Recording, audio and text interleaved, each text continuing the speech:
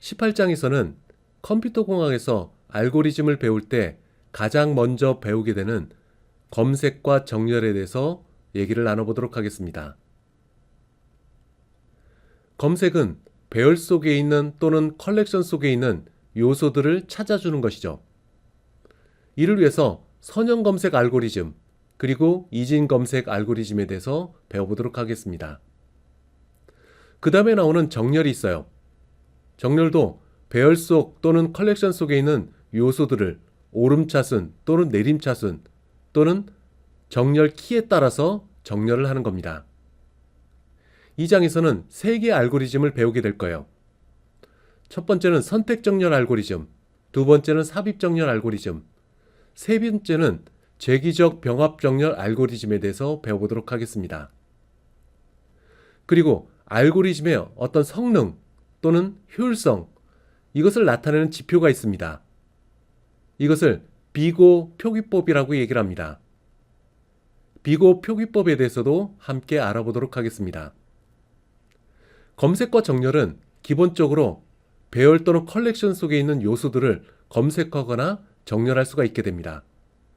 그렇지만 데이터뿐만 아니라 여기 나와 있는 이 그림처럼 색상 값을 정렬하는 방법들도 또 알고리즘이 있게 돼요.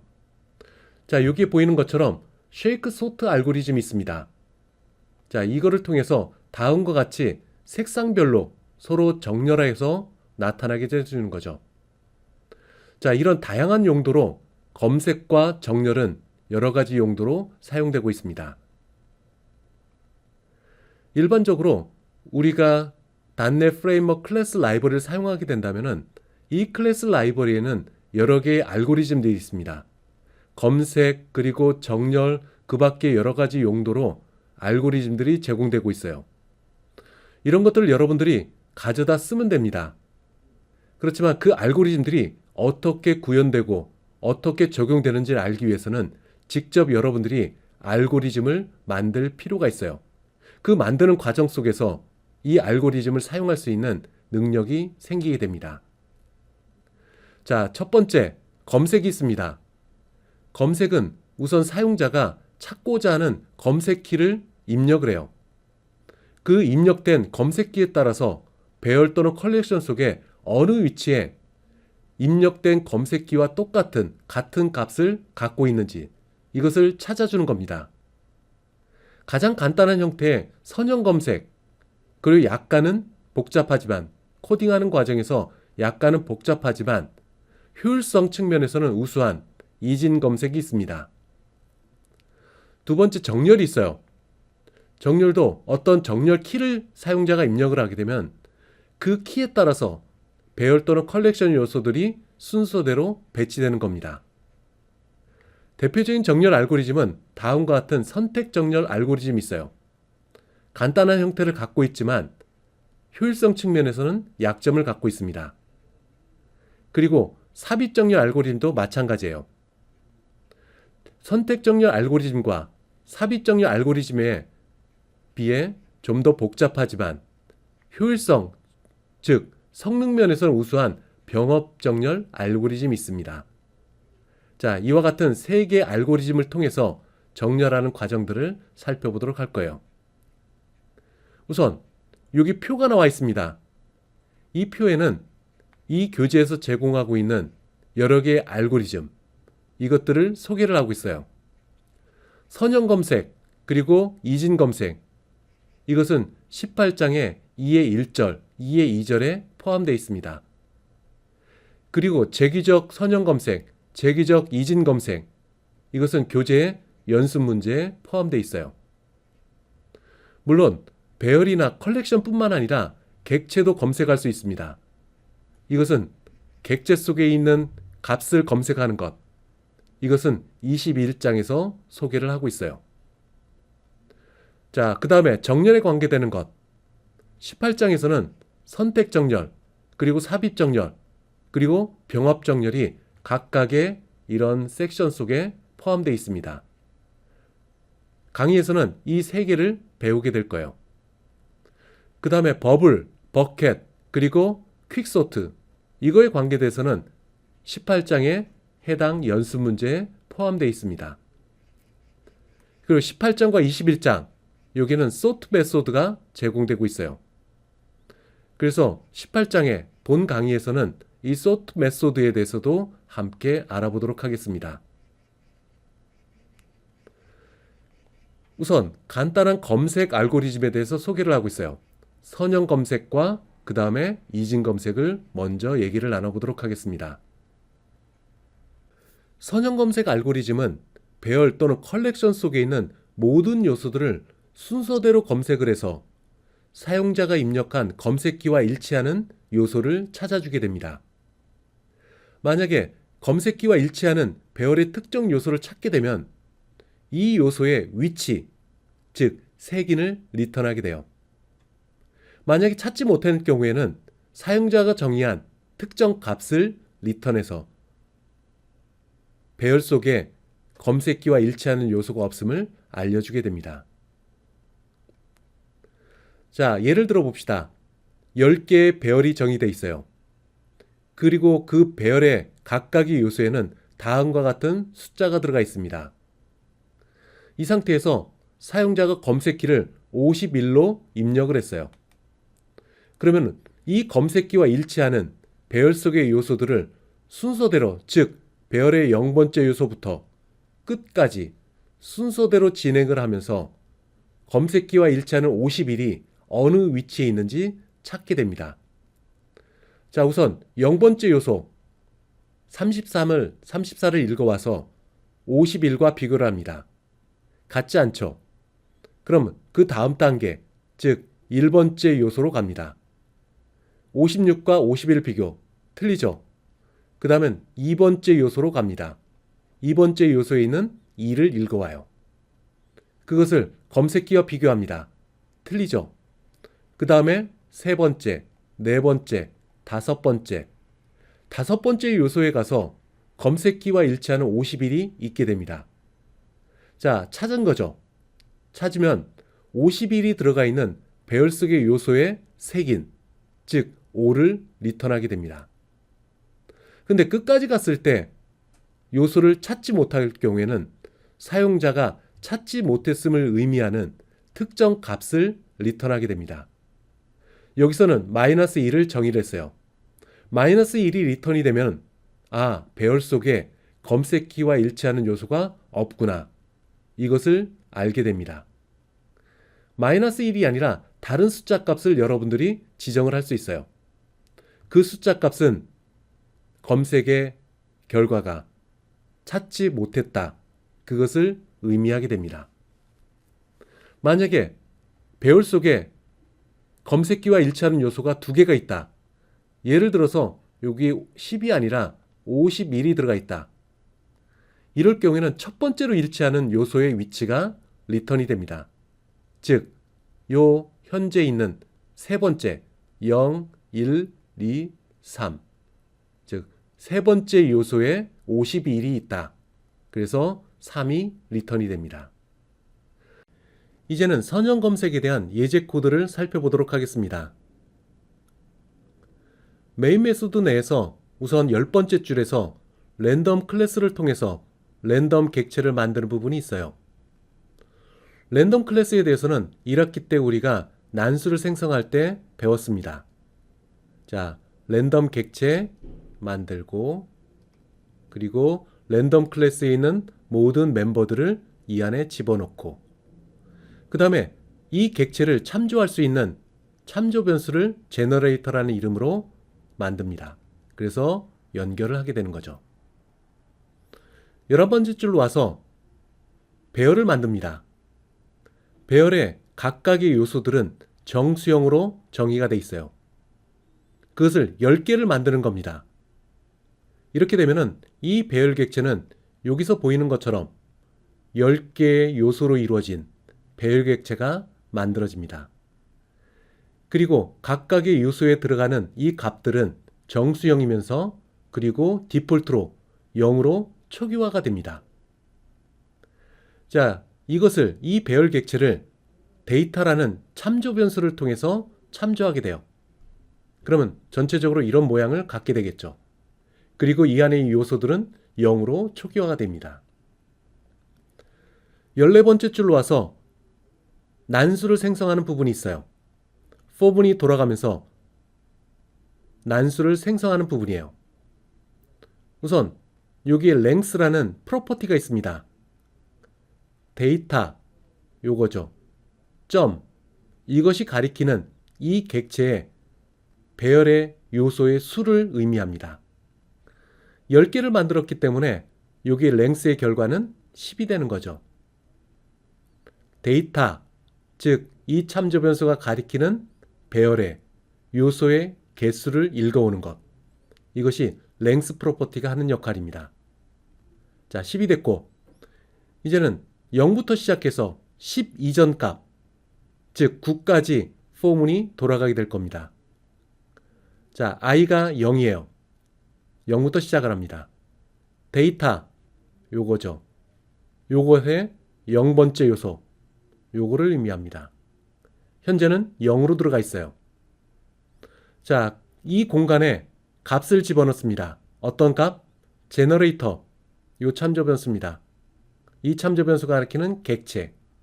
이 객체 속에 있는 next라는 메소드, next. 자, 랜덤 클래스로부터 객체가 만들어질 때 메모리를 만들고 랜덤 클래스에 있는 모든 멤버들을 복사해 놓고 그 복사해 놓은 것 가운데 next를 호출하는 겁니다. 이 next라는 메소드는 두 개의 인수가 있어요. 첫 번째 인수, 두 번째 인수.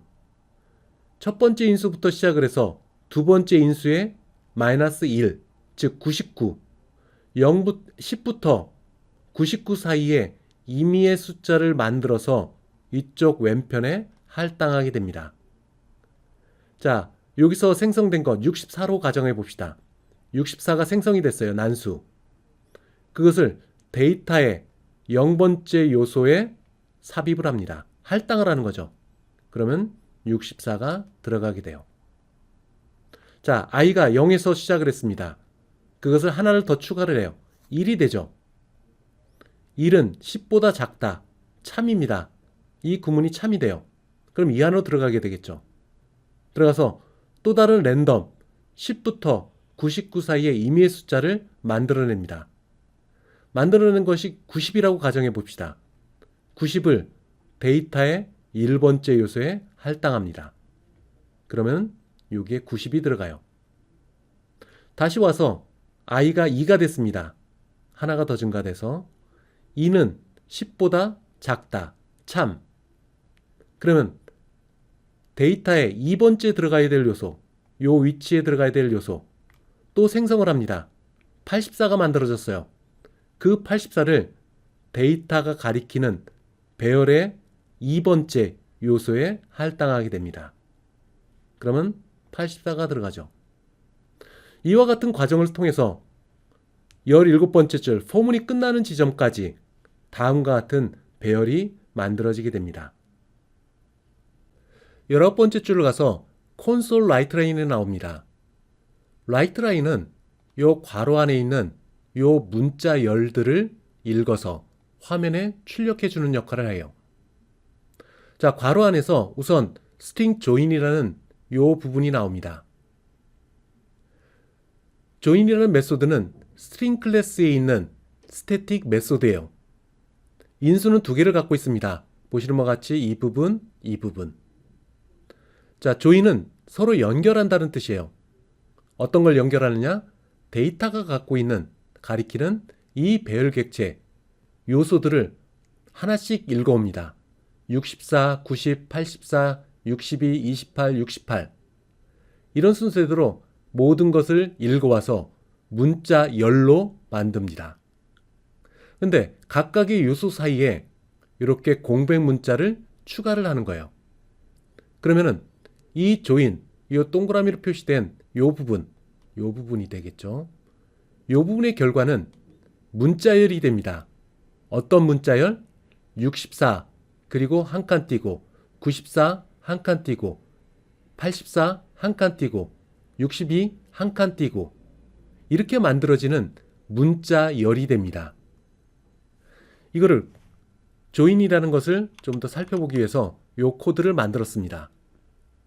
자, 배열 5개짜리. 각각의 요소는 정수형. 그리고 이 안에 초기값은 26, 31, 33, 그리고 47까지.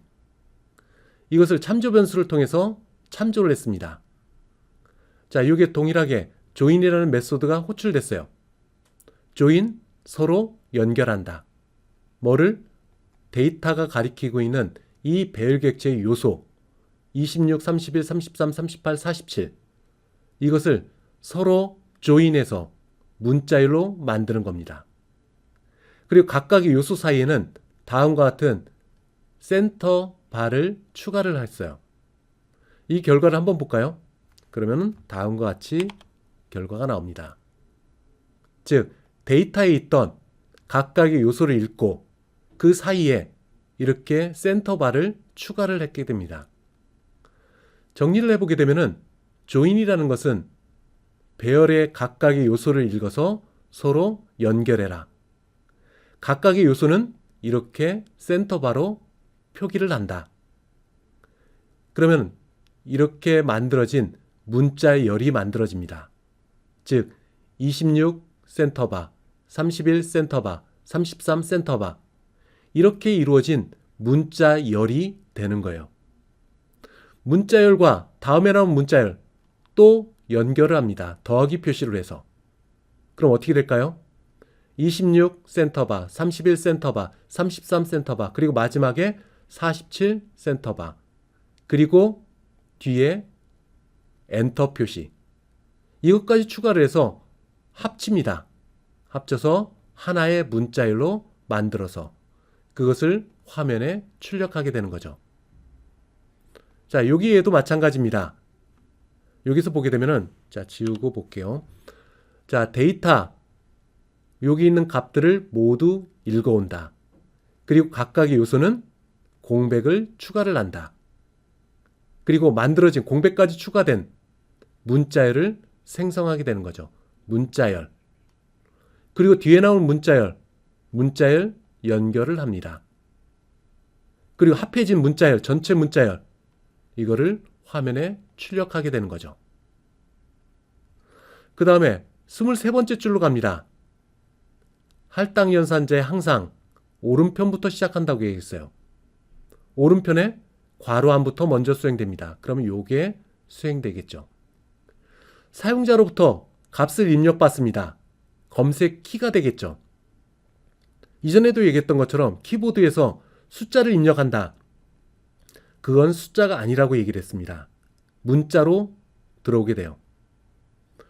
78, 7과 8을 여러분들 키보드로 입력을 했다. 그럼 7과 8이라는 문자가 입력이 되는 겁니다. 그것을 정수형으로 바꾸는 거예요. 파싱하는 겁니다. 그러면 78이 되는 거죠. 78을 search int 여기에 할당하게 됩니다. 이것이 검색키가 되는 겁니다. 만약에 -1을 입력을 하면은 -1 문자 값이 들어오는 거죠. 그 문자 값을 정수형으로 파싱, 그제서야 숫자인 -1이 되는 겁니다. 그 1을 search int라는 변수에 할당하게 되는 거죠. 우선 여러분들은 78이라는 값을 입력했다고 가정해 봅시다. search 키, 검색 키를 78로 여러분들은 입력을 했어요. 자, 화일문으로 들어갑니다. 반복이 될 겁니다. 반복. search int 78을 입력을 했습니다. 78은 -1과 같지 않다. 참이 됩니다. 안으로 들어가요. 리니어 서치를 호출합니다. 리니어 서치는 여기에 나와요. 자, 두 개의 인수로 전달합니다. 하나는 데이터. 데이터가 뭐죠? 앞에 나와 있던 요 참조 변수입니다. 이 참조 변수를 인수로 해서 전달해요. 그 다음에 검색키. 여러분들 78을 입력을 했다고 했죠. 78이 두 번째 인수로 전달이 됩니다. 그러면서 리니어 서치라는 메소드를 호출해요. 자, 이쪽으로 넘어왔습니다. 리니어 서치. 제어권이 이쪽으로 넘어왔어요. 밸류로 받았습니다. 뭐를? 데이터라는 요 참조 변수를 value라는 이름으로 받았어요. 자, 매개 변수입니다. 이전에도 얘기했던 것처럼 할당 연산자가 적용된다고 했죠. 여기에 데이터가 들어가고, 데이터. 두 번째는 사용자가 입력한 78이 들어가게 될 겁니다. 할당 연산자입니다. 여기서 인수로 전달한 것은 매개 변수의 오른편에 여기에 위치하게 되는 거죠. 자, 여기서 78을 읽어서 search int 매개 변수 78이 됩니다. 여기에 값을 읽어서 이쪽으로 할당. 데이터도 마찬가지입니다. 데이터가 가리키고 있는 대상의 주소, 데이터가 가리키는 대상의 주소, 요 배열의 0번째 요소 주소값이 되겠죠. 그 주소값을 읽어서 value에 할당합니다. 즉 데이터가 가리키고 있는 주소와 value가 가리키는 대상 같게 되는 거죠. 그러면 다음과 같이 표기가 될 겁니다.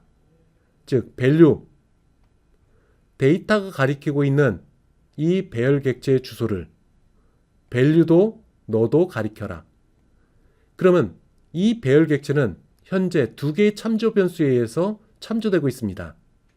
첫 번째는 데이터, 즉 앞쪽에 여기에 만들어놨던 이 데이터, 얘가 이 배열 객체를 가리키는 거고, 그것을 value가 받았기 때문에 이 value도 같은 배열 객체를 가리키게 됩니다.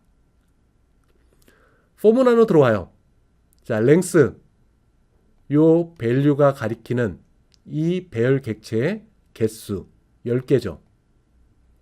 인덱스는 0부터 시작합니다. value, 요거죠. 이거의 0번째 64를 읽어옵니다. 64. 64가 search key, 요건가요? 아니죠. 여기에 할당된 74를 읽어옵니다. 그래서 78을 읽어와요. 그래서 64, 0번째 요소 64와 78을 비교를 해요. 같지 않죠? 요 구문은 거짓이 됩니다. 그러면 다시 빠져나와서 다음번 인덱스로 갑니다. 0에서 1이 되는 거죠.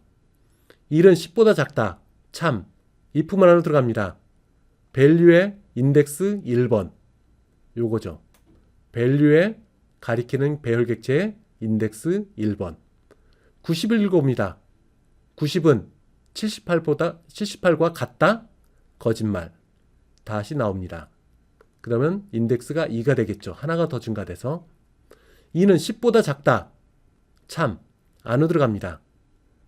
value가 가리키는 인덱스 2번째 요거죠. 84를 읽어옵니다. 84는 78과 같다? 거짓말. if문 안으로 못 들어가고 그냥 빠져나옵니다.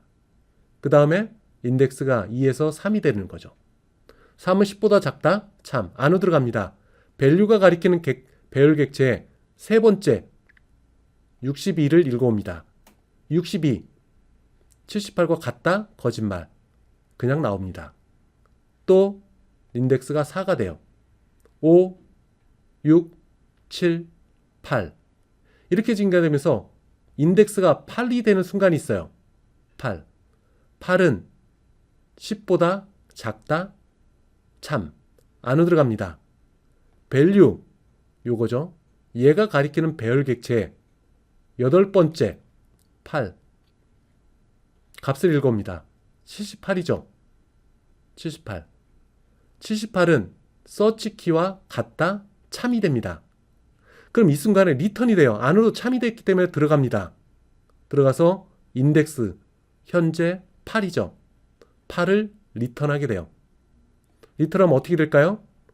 이렇게 리턴이 됩니다. 8이 리턴돼서 오게 되면 요 호출된 요 부분은 8이 됩니다. 8을 이쪽 왼편에 할당하게 되죠. 8이 됩니다. 8은 -1과 같지 않다. 참이 됩니다. 그럼 안으로 들어가게 되겠죠. 들어가서 search int, 즉 78이 입력이 됐다고 했죠. 78.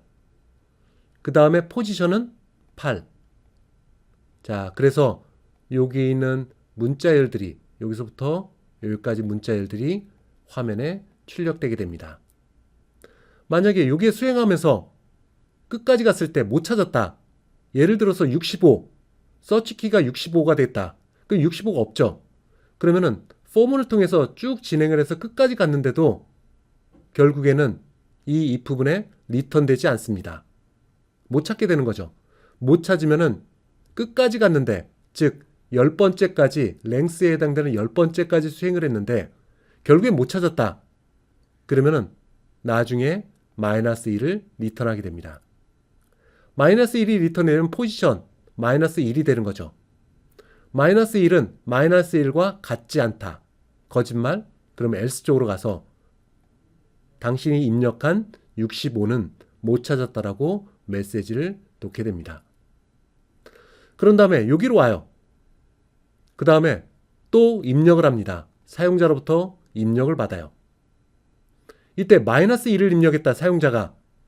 그럴 경우에는 search int -1이 되고, 다시 파일문으로 돌아와서 -1은 -1과 같지 않다. 거짓말이죠. 그러면 그제서야 빠져나가게 됩니다. 자, 이 과정들을 여러분이 코드를 분석을 해서 비교적 뒤에 나오는 알고리즘에 비해 평이한 거니까 여러분들이 꼼꼼하게 확인해 주시기 바랍니다. 그래서 보시는 바와 같이 78을 입력하면 8번째 위치에 78이 들어갔다. 요 메시지. 그리고 65를 입력을 했을 경우에는 65에 해당되는 값은 발견하지 못했다. 이렇게 화면에 출력하게 됩니다. 이 수업에서는 비교적 평이한 검색과 정렬에 관한 알고리즘을 소개를 하고 있습니다. 그런데 현재도 이런 검색과 정렬에 관한 알고리즘들을 속도를 개선하기 위해서 많은 연구자들이 노력을 하고 있어요. 어떤 특정 알고리즘은 구현은 쉽지만 성능 면에서 조금 저조한 것들이 있고, 또 어떤 것들은 코드 구현, 프로그램 구현은 어렵지만 성능이 우수한 알고리즘들이 있습니다. 아마도 여러분들과 같이 알고리즘을 가져다 쓰는 고객의 입장에서 보게 되면은 성능이 우수한 알고리즘을 선택하게 될 겁니다. 그럼 알고리즘이 성능이 우수하다는 것은 어떻게 표현할 수 있을까요? 자, 알고리즘의 성능은 런타임이라고 의미도 갖고 있어요. 실행 시간, 즉 컴퓨터가 알고리즘을 실행하는 속도를 의미합니다. 이 런타임, 이것은 컴퓨터의 처리 속도, 그리고 사용하고 있는 프로그램 언어의 종류, 그리고 만들어진 코드를 이진 코드로 바꿔주는 컴파일 속도, 이런 것들을 모두 포함해서 런타임이라고 얘기를 합니다. 그리고 이 런타임은 알고리즘의 수행 속도, 성능과도 연결이 되는 거죠. 직접적으로 연결이 됩니다.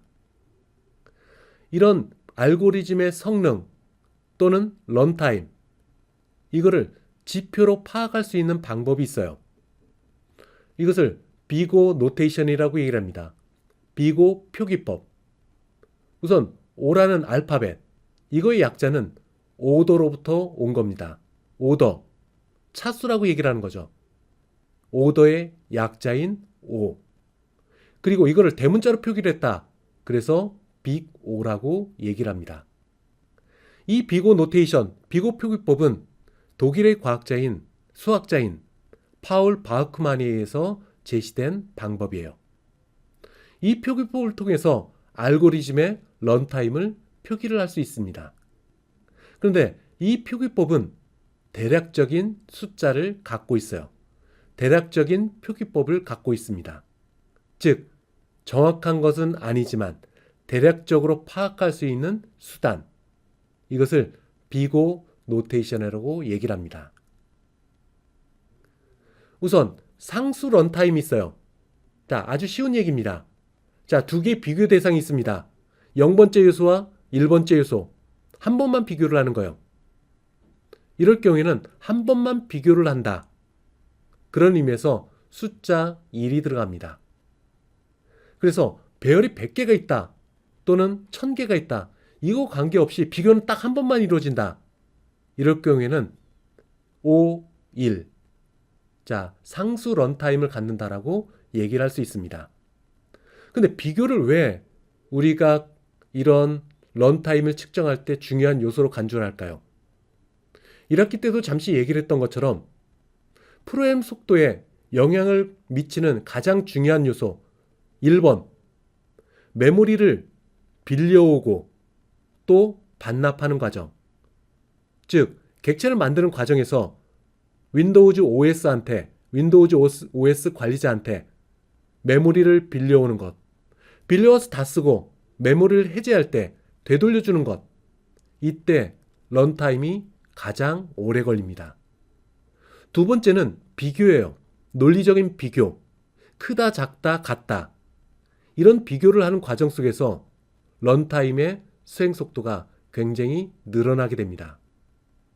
그래서 런타임을 측정을 할 때 메모리에 어차피 하드웨어적인 관점에서 바라본 거고 프로그램 관점, 실행 관점에서 보게 되면 이 비교, 즉 논리적인 판단을 하는 것, 이게 가장 수행 속도가 많이 걸리기 때문에 비교를 하는, 즉 크다 작다, 이것을 기준으로 비교 노테이션을 평가를 하게 됩니다.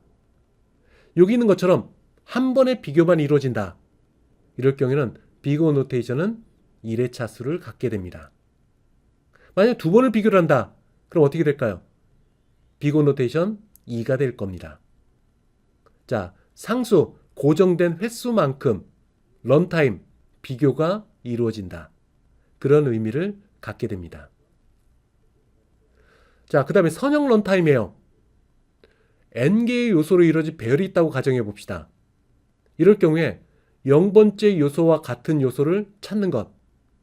이럴 경우에는 몇 번의 비교가 필요할까요? n-1번의 비교가 필요합니다.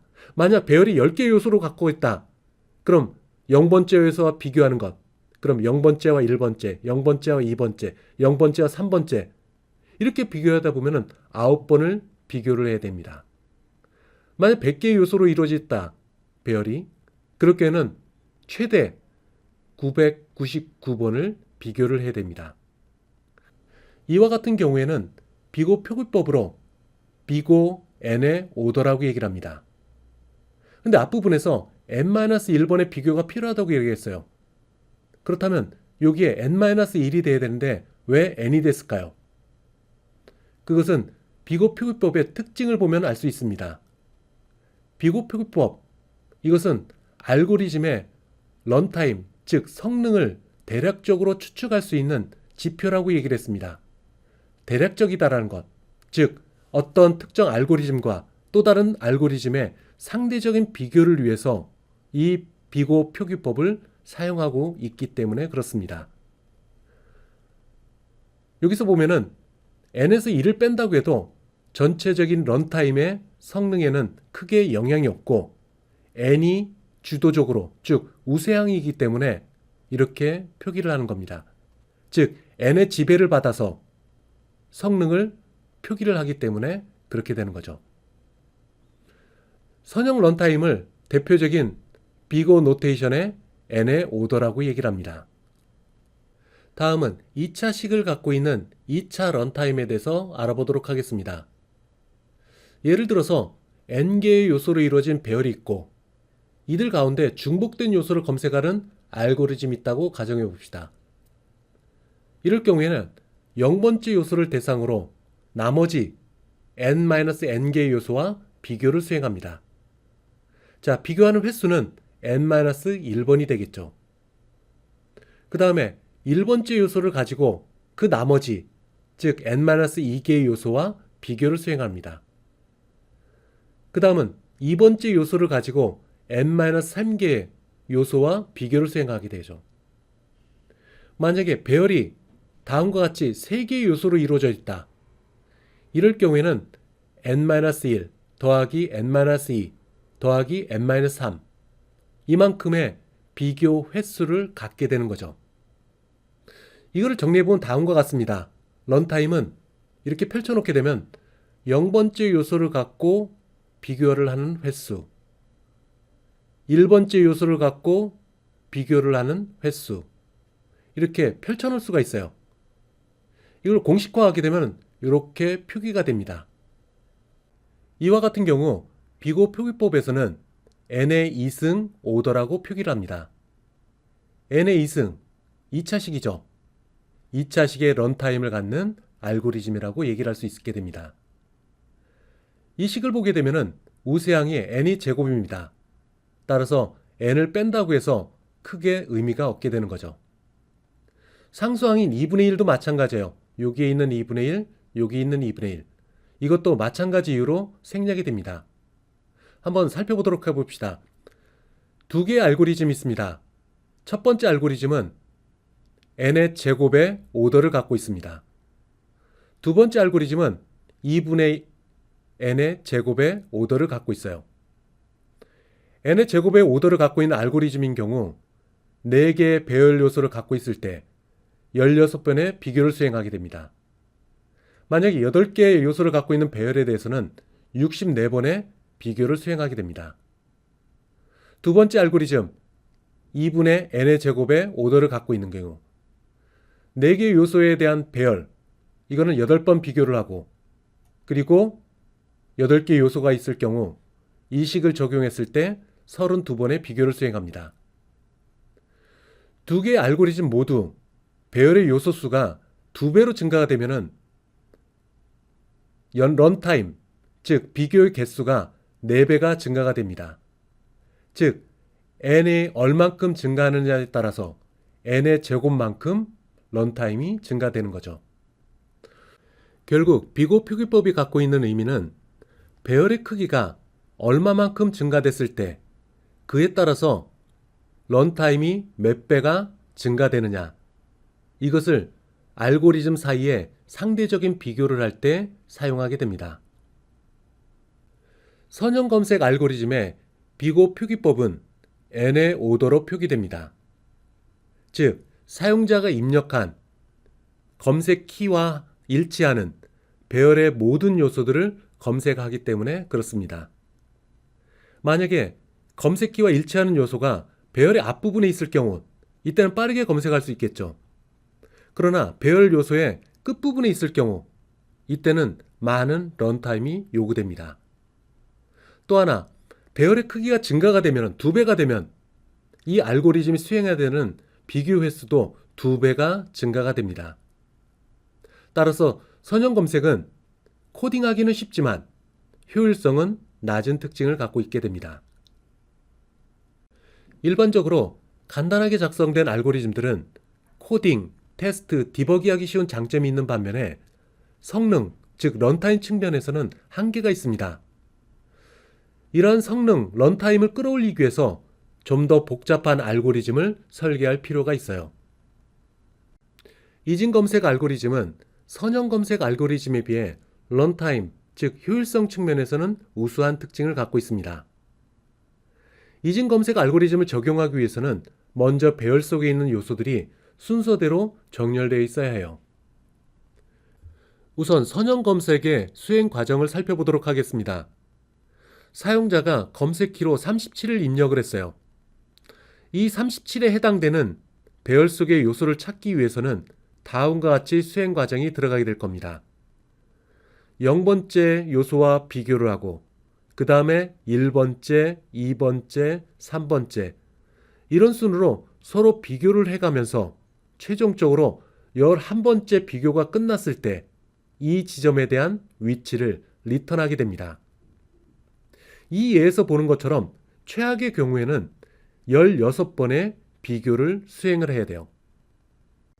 반면에 이진 검색은 배열을 로우와 하이에 정의를 해놓고 이 둘 사이에 정중앙인 8번째 위치의 요소 값을 읽어와서 키값과 비교를 합니다. 일치하지 않죠. 그리고 키값이 더 큽니다. 이럴 경우에는 로부터 미드까지에 있는 요소들은 제외를 하고 후반부에 있는 이 하이 배열을 대상으로 다시 정중앙을 찾게 돼요. 자, 정중앙을 찾는 것, 로를 미드의 다음 번째, 즉 9번째 위치로 이동을 하고 이 둘 사이에 정중앙을 찾게 됩니다. 자, 이렇게 로를 최초에 0이 있었던 위치에서 9번째 정중앙에 그 다음 9번째 위치시킵니다. 그리고 로우와 하이를 중심으로 정중앙에 있는 12를 찾게 돼요. 자, 그러면은 12에 있는 요소, 요 42를 37과 비교를 합니다. 틀리죠? 그리고 키값이 정중앙에 있는 요소보다 작습니다. 이럴 경우에는 미드부터 하이까지 있는 부분들은 제외를 하고 요 세 개를 가지고 다시 중앙을 찾습니다. 그러면은 하이는 어떻게 될까요? 하이는 미드의 바로 전인 11로 가게 될 겁니다. 자, 이렇게 가게 됐죠. 자, 그리고 그 다음에 37을 정중앙에 있는 37과 31과 비교를 합니다. 또 틀립니다. 그리고 검색키가 정중앙에 있는 값보다 더 커요. 그럼 어떻게 된다고 했죠? 로우와 미드 사이에 있는 부분, 이 두 개는 제외하고 요 한 부분만을 갖고 또 비교를 수행하게 됩니다. 자, 한 부분. 자, 정중앙에 있는 것 여기서 찾게 됩니다. 선형 검색일 경우에는 이 37을 찾기 위해서 11번의 비교를 수행했어요. 반면에 이진 검색은 3번만 비교를 해서 37을 찾게 됩니다. 선형 검색 알고리즘에 비해 이진 검색이 더 우수하다고 볼 수가 있겠죠. 이진 검색의 첫 번째 반복은 배열을 시작인 로와 끝인 하이를 중심으로 정중앙에 있는 요소를 찾아서 사용자가 입력한 키와 비교를 합니다. 만약 비교를 했을 때 일치하지 않고 검색 키가 현재 중앙 요소의 값보다 크면 하위 배열들은 제외를 하고 후반부에 있는 요소들만 대상으로 알고리즘이 수행됩니다. 만약에 일치하지 않고 검색 키가 현재 중간 요소보다 작게 되면 후반부 하위 배열들은 제외를 하고 전반부 하위 배열만 대상으로 알고리즘이 수행되게 됩니다. 이와 같은 과정을 반복해서 나가면서 하위 배열의 크기가 0까지 이르기까지 검색키와 일치하는 요소를 찾게 됩니다. 자, 여기 한번 볼까요? 조금 전에 애니메이션으로 봤던 거와 동일합니다. 총 15개 배열 요소를 갖고 있는 배열이 있어요. 이때 사용자가 90이라는 검색키를 입력을 했습니다. 이진 검색 알고리즘에서는 이 배열의 0번째 요소를 로로 잡아놓고, 로라는 변수로 잡아놓고, 그리고 끝인 14번째 위치를 하이로 잡아놓습니다. 그리고 이 둘 사이의 정중앙 위치를 어떻게 계산할까요? 하이 더하기 로 더하기 1. 그것을 해서 2로 나눕니다. 그럼 정중앙을 찾게 되겠죠. 이 정중앙에 있는 요소 키값보다 작게 되는 거죠. 즉 키값이 더 크게 됩니다. 이럴 경우 현재 정중앙 미들이라고 지정된 7번째부터 시작을 해서 로라고 지정된 0번째까지 이 하위 배열들은 무시를 하는 거죠. 그리고 정중앙의 다음에 위치한 8번째 이 위치로 로를 이동시키게 됩니다. 그러면 로가 8이 되고 하이는 14가 됩니다. 이것을 대상으로 또 미드를 찾습니다. 어떻게 찾을까요? 하이 더하기 로 더하기 1. 그것을 2로 나눕니다. 그래서 11번째 지점을 찾게 되는 거죠. 89입니다. 비교를 해요. 비교를 했더니 키값이 더 커요. 그럼 어떻게 될까요? 로로 지정된 여기서부터 미들이 지정된 이 지점까지 이 부분은 제외를 하고 후반부인 이 하위 배열을 대상으로 또다시 정중앙을 찾게 됩니다. 이 과정에서 여기는 로 어느 지점으로 가야 될까요? 미들의 다음인 12번째로 위치하게 됩니다. 그리고 로와 하이의 정중앙 14 더하기 12 더하기 1 그걸 2로 나눕니다. 그럼 정중앙을 찾겠죠. 13번째. 자, 여기 있는 키값과 비교를 해요. 여기를 보면은 정중앙에 있는 91 그리고 키값 90 어떤 게 더 크죠? 키 값이 더 작습니다. 작을 경우 어떻게 된다고 했죠? 미들의 이전, 요 아래 부분을 대상으로 또 검색이 진행돼요. 자, 이쪽으로 왔습니다. 자, 현재 로가 있는 위치. 그리고 하이, 후반부는 고려하지 않는다고 했죠. 그럼 하이를 이동해야 돼요. 하이 어떻게 이동한다고 했죠? 정중앙의 이전. 그러면 12가 될 겁니다. 그리고 두 개를 합쳐보면은 로도 12, 하이도 12. 그럼 미드는 어떻게 될까요? 12 더하기 12 더하기 1. 그거를 2로 나눠봅시다. 정수형으로 나눴기 때문에 소수점 이하는 절사가 된다고 했어요. 그럼 미들도 12가 됩니다. 즉, 로, 하이, 미들 모두 12가 돼요. 자, 여기에 있는 정중앙 90이죠. 찾았습니다. 그러면 12를 리턴하게 될 거예요. 똑같은 배열을 대상으로 이번엔 검색키를 49로 입력을 했어요. 49를 찾게 됩니다. 우선 1차 반복에서는 배열의 처음을 로로 지정을 해놓고 끝을 하이로 지정을 했습니다. 이 두 숫개 사이의 정중앙 하이 더하기 로 더하기 1 그것을 2로 나눕니다. 그럼 7이 되겠죠. 7에 있는 이 값이 미들 값이 되는 겁니다. 미들 위치에 되는 거죠. 여기 있는 67을 검색키와 비교를 해요. 여기 있는 정중앙에 있는 게 더 큽니다. 즉 검색키가 더 작아요. 작으면 어떻게 된다고 했죠? 현재 미들부터 시작을 해서 이 후반부는 제외를 합니다. 그리고 하위 배열을 대상으로 또다시 이진 검색이 진행돼요. 이 과정에서 이쪽에 있던 하이를 미들의 이전, 즉 6번째 위치로 이동을 하게 됩니다. 하이. 그리고 로와 하이를 중심으로 또다시 정중앙 값을 찾게 돼요. 6 더하기 0 더하기 1. 그것을 2로 나눕니다. 그러면 3이 되겠죠. 세 번째 위치한 것. 값을 읽어옵니다. 38. 비교를 해요. 검색키가 더 큽니다.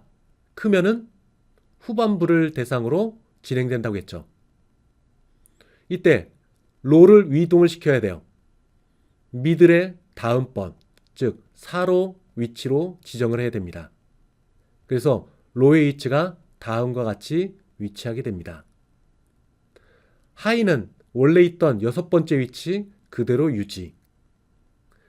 그리고 요 세 개를 중심으로 정중앙의 요소의 값을 찾게 됩니다. 자, 위치는 6 더하기 4 더하기 1. 그것을 2로 나눠요. 그럼 5가 되겠죠. 그럼 다섯 번째 있는 요소 49를 읽어오게 되는 거죠. 찾았습니다. 그러면 이진 검색 알고리즘은 끝나게 되는 거예요.